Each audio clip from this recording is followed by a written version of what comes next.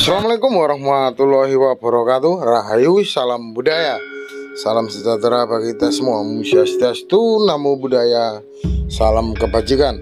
Kali ini saya berada di wilayah Kecamatan Mojoagung, ikut Kabupaten Jombang Lur, Jawa Timur. Kita akan, itu ada ekskavasi, kita akan menuju ke sana. Lah, ikuti terus channel kami. Kita belusukan di perbatasan antara Kecamatan Mojoagung dan Kecamatan Mojoagung. Desa mana, Pak? Situs Watu Kucur yang ada ekskavasi. Duku di Moro, dusun putih ini. Penanggalan. Dusun Penanggalan. Ini ada ekskavasi yang dilaksanakan oleh Balai Pelestarian Cagar Budaya Jawa Timur. Kita mendekat ya. Ini soalnya ini progres dari situs Watu Kucur. Ini batu bata merahnya ini sudah nampak ini. Maka ini dinding dari struktur yang memanjang ke utara selatan. Ini soalnya tidak sampai 1 meter kedukan ini, penggalian ini. Gak sampai 1 meter ya, Pak ya. Nah, ini progres hari keberapa ya, Pak? Hari ke-5 apa 6? 6. Ya, ini hari ke-6.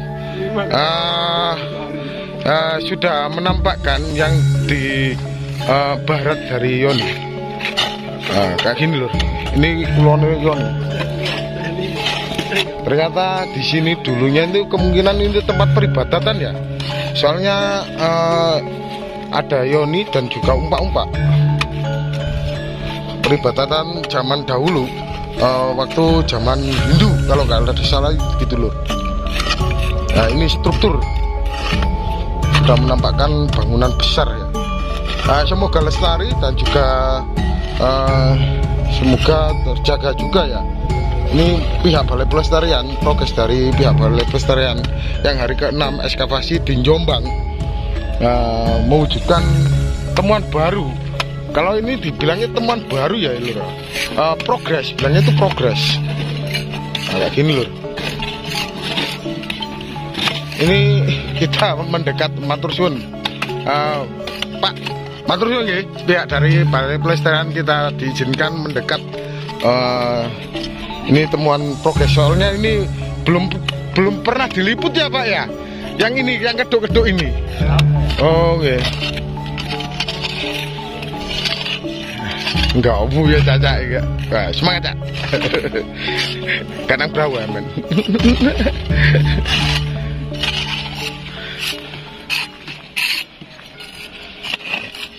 Gini lur. Ini umpak-umpaknya.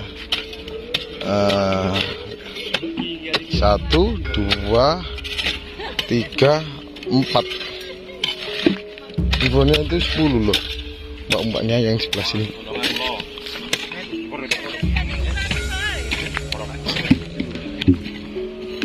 Empat, 5, 6, 7, 8, 9, 10. Ini loh. Nah, ini Yoni yang di Kecamatan Mojoagung ini. Ya gini. Masih miring ya. Belum dipindahkan atau ditempatkan yang sesuai.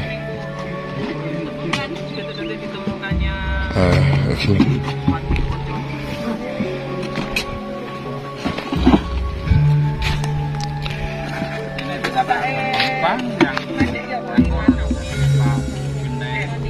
Agak gini loh, kita melangkah ke sini. Ini umpaknya di loro, telu, papat, 5, 6, 2, 10. Pak, jadi jelaskan hasil kajian atau hasil ekskavasi sampai beberapa hari yang sudah dilakukan ini seperti apa perkembangannya? Ya, sejauh ini memang yang sudah berhasil kami ungkap itu utamanya adalah denah strukturnya. Denah struktur itu memberikan gambaran bagi kita keberadaan Yoni berada di tengah-tengah struktur yang merupakan 3 konsentris bentuk bujur sangkar. 3 konsentris. Nah ini ada pekerjaan yang harus kita lihat, apakah 3 konsentris ini merupakan bentuk yang tersusun berundak begitu, atau dia memang rata semuanya dengan fokusnya ada di yoni di tengah itu. Nah sementara itu kita juga perlu memperhatikan lingkungan sekitar ini. Maksudnya begini, kalau sekarang memang posisi beradanya Watu Kucur ini kan boleh dikatakan sudah tidak asli lagi, dalam pengertian lingkungannya sudah berubah total ya. Banyak perubahan karena lama dipakai untuk pembuatan bata. Kita juga sudah banyak kehilangan tanah yang kita duga merupakan tanah aslinya itu. Nah, kita mencoba melacak khusus pada bagian struktur ini, lantai aslinya itu di mana. Nah, ketika kita mendapatkan lantai asli itu, harapannya nanti kita bisa mengkaitkan dengan lingkungan sekelilingnya. Karena umumnya bangunan-bangunan suci pada masa Hindu Buddha itu kan dibangun pada suatu tempat yang relatif lebih tinggi dibanding sekelilingnya. Di samping itu juga ada pola yang berkembang pada masa Hindu Buddha itu, bangunan suci seringkali ditempatkan pada bagian halaman paling belakang. Nah, apakah di Watu Kucur juga menggunakan cara itu atau cara yang lain? Nah, kita masih membutuhkan data yang ada di luar dari struktur yang kita temukan ini. Hanya saja memang tentu ada perkecualian. Untuk bangunan-bangunan dari masa Hindu Buddha yang boleh dikatakan relatif lebih tua dibanding masa Majapahit dan masa Tumapel, itu ada kecenderungan pola penataan halamannya sedikit berbeda. Sifatnya tidak memanjang ke belakang, tapi bisa berupa pola penataan yang konsentris. Artinya dari yang luas kemudian menyempit sampai akhirnya ketemu bagian paling tengah, itu yang paling utama. Nah, kita belum tahu itu untuk Watu Kucur, tapi kita perlu acuan di sana. Apakah pola yang digunakan pola yang memanjang ke belakang makin suci atau yang konsentris itu? Kalau ini kenapa selama ini diberi nama Watu Kucur? Ya, sejauh saya bisa merekam dari cerita rakyat, Watu Kucur dikaitkan dengan adanya batu yoni.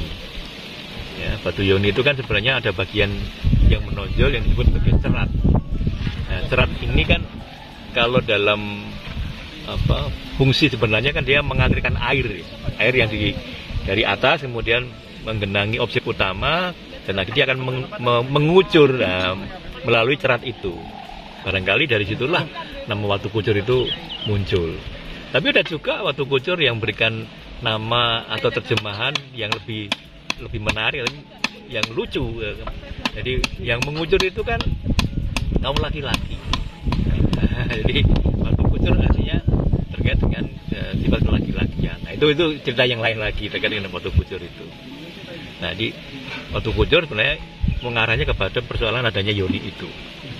Yang jelas menjadi acuan kita, kalau ada yoni maka ini menjadi indikasi sekaligus bahwa bangunan yang ada di sini itu bersifat Hindu, ya bukan Buddhis. Pak, melihat struktur yang sudah ditemukan, Pak, apakah ada kemungkinan ada bangunan lain, Pak, selain tempat ibadah ini? Ya, untuk sementara kita belum bisa mengatakan hal itu karena memang sekarang kita fokusnya ekskavasi ya di tempat ini saja, dan di cakupan areal yang tidak terlalu jauh dari sini kita juga belum ada informasi mengenai adanya struktur yang dekat dengan Watu Kucur ini. Ini dari strukturnya ini apa bisa dideteksi atau diperkirakan ini dari masanya? Masa. Nah, itu yang sedang kita garap itu. Ya. Jadi saya hanya bisa menyampaikan clue ya.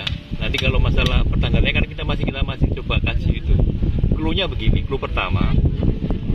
Yoni itu bisa mewakili gaya suatu masa. Yang kedua, ukuran bata juga bisa membantu kita untuk ukuran masa atau pertanggalan. Yang ketiga, denah strukturnya juga bisa membawa kita pada ukuran petanggalan. Yang terakhir, keberadaan umpak juga menarik perhatian karena umpak di sini yang sudah terlihat ada 10 buah. Dugaannya mungkin 12 harusnya.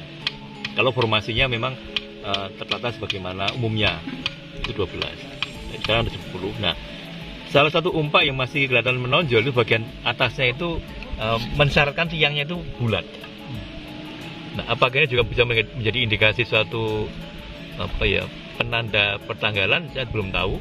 Karena kebanyakan umpak yang sudah kita himpun itu bagian atasnya itu persegi, tapi ini bulat. Dari beberapa kru itu bisa diarahkan. Saya belum sampai pada itu karena ini memang butuh waktu ya.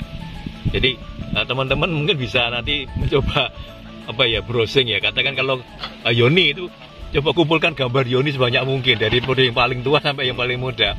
Nah, posisi Yoni kita ini berada di mana kira-kira? Gitu. Karena ada satu informasi yang hilang yaitu bagian cerat ini kan hilang ini. Nah, ada informasi dulu yang pernah melihat di bawah cerat itu ada pahatan naga. Nah, ini juga bantu kita sebenarnya. Seperti Klinterjo. Nah, kalau Klinterjo ada naganya, tapi beda dengan Klinterjo itu seluruh bidang pada Yoni itu sudah penuh dengan ornamen. Yang di sini kan tidak. Di sini kan polos.